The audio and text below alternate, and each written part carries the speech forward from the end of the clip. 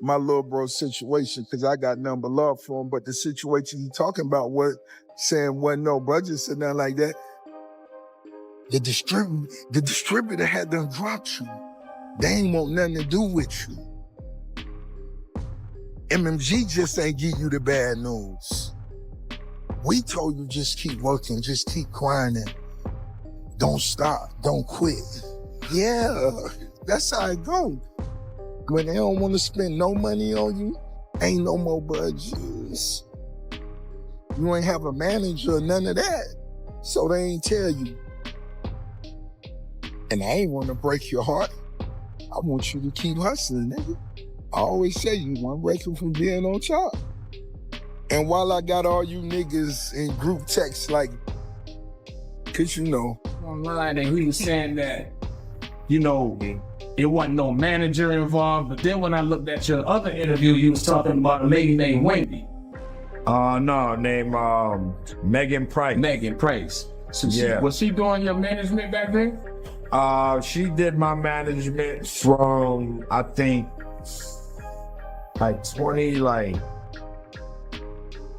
12 to 16 or something like that, a couple of years. Right. And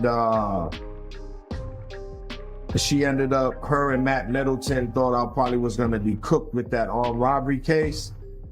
And they amended my contract, so when I turned in my album, it was $150,000 advance, 75 up front, 75 after album completion.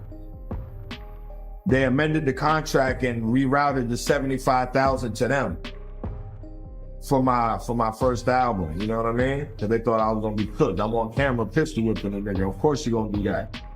But they didn't know I was anointed. You know what I mean? And I beat the case.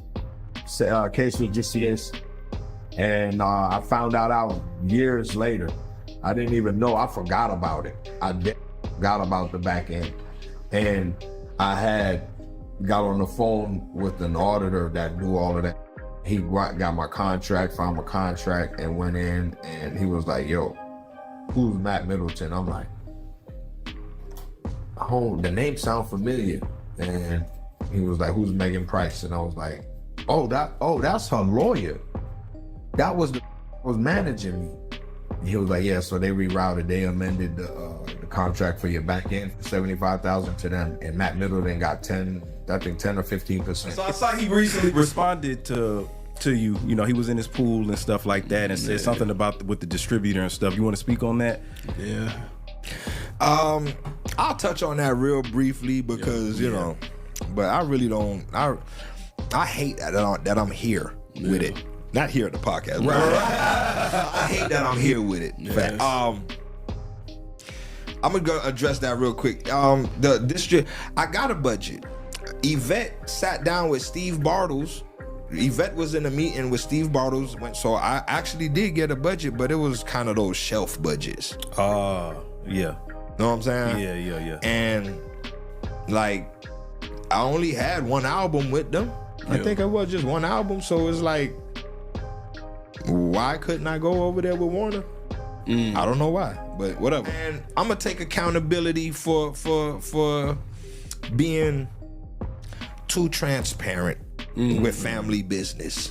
Okay. How about it? What you say? That's fair. Yeah. Right? Yeah, sure. I'm with you. Yeah. I think that's what really was what the problem is, and I take accountability for that.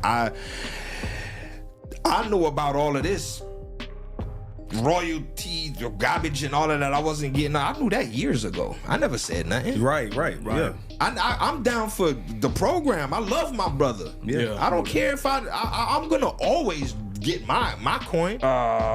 You know, I never said nothing because I'm all about protecting the brand. And you've been doing that. Yeah, for sure. You've been riding the brand physically. No, we've seen it. Yeah, for sure. Speaking of that, yeah, absolutely, that, bro. you know, I got shot at and shot back about this.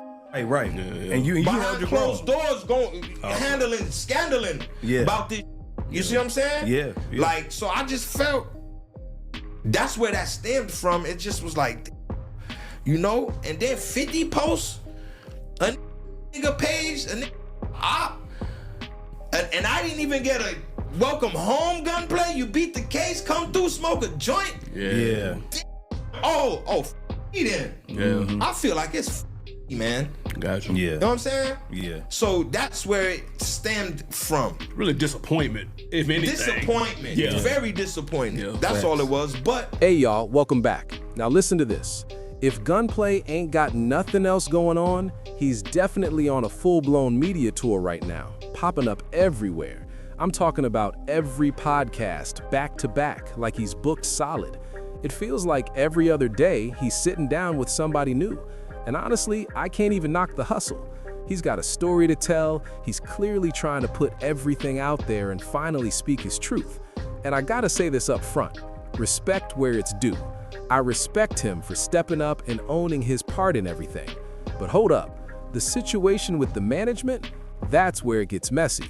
Ross reportedly said he didn't even have a manager and wasn't fully tapped into the business side. And instead of keeping it real, nobody told him straight up that he'd been dropped. They just kept him working as if nothing had changed. Now me personally, if that's your guy, your day one, you gotta be direct with him. You gotta sit him down and break it down. No sugarcoating. That's just how I see it. I don't know the full dynamic between him and Ross, so maybe there's more behind the scenes. Maybe Ross felt Gunplay performed better without knowing everything, or maybe not, who knows? I'm just saying, transparency matters in this game. At some point, you gotta say, hey bro, this is what really happened. Like they cut the budget, they dropped you, and this is where things stand. And listen, we've heard stories like this before. Even Chamillionaire has spoken on label audits and shady business. Plus, Big Sean recently shared a similar situation about money getting played with behind the scenes. That type of stuff happens more than people think. Folks getting finessed, paperwork switched, and you don't even find out until years later. So Gunplay is coming out and putting it all on the table. That's him reclaiming his narrative.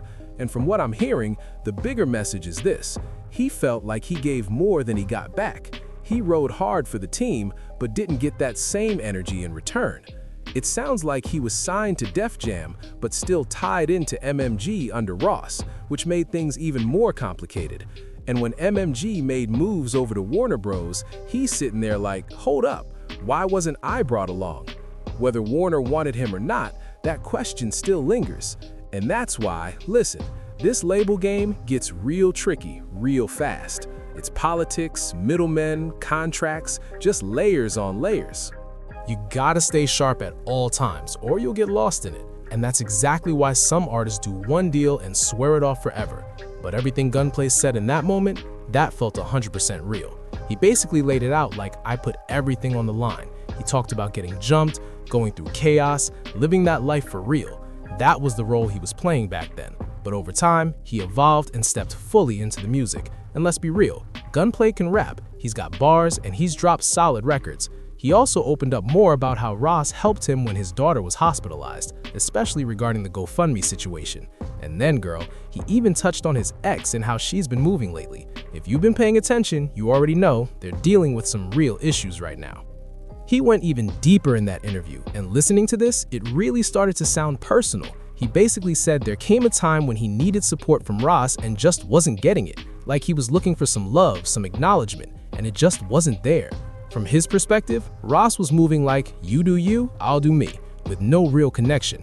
And that hit different for him, because when it was his turn, he said he went all in. He was in full crash out mode, 10 toes down, loyal to Ross and the MMG brand. And hold up, you gotta think about what he's saying here. There's a lot he did behind the scenes that we never even saw. We only saw part of it, but he said he really put in the work and went through it for real. So yeah, he stepped up and took accountability. He even admitted, hey, I should have handled some things differently. He didn't like that certain family issues ended up online, because that was never the plan. But you can tell, emotionally, he was hurt. It felt like in his eyes, people he rode for kinda left him hanging, and at the same time, he's like, but what about everything I did? So I respect that from Gunplay, no question. I've actually been rocking with his music for a minute. I even caught him live at Warehouse Live, and that energy was real. I remember my guy BP and me pulling up. This was around that Glorious Bastard mixtape era. We were locked in, no doubt. Gunplay was snapping on that stage, dropping tracks that could have easily gone further with the right push. It really felt like he had momentum, but maybe other issues got in the way. I don't know. Most definitely though, he shared a lot more wild stories in that interview. And listen, if one of those clips really blows up, and you might have already seen it, especially from the Who Gave You a podcast, you already know I'm breaking that down too. I'm not here clowning around, nobody is getting hurt or anything like that. But girl, that Gunplay story, that was crazy. He even admitted he didn't know what was going on at that moment. He said he saw one of his people getting into it and just reacted instantly. Next thing you know, he swings and hits somebody with a glass Sprite bottle with activists in it. Turns out, that person was DJ Vlad, and you already know how that played out. Vlad ended up filing a lawsuit, and guess who got pulled into that situation? Rick Ross and the whole camp. And just like that, it turned into a whole legal mess. Thanks for tapping in. Make sure you subscribe so you don't miss what's coming next.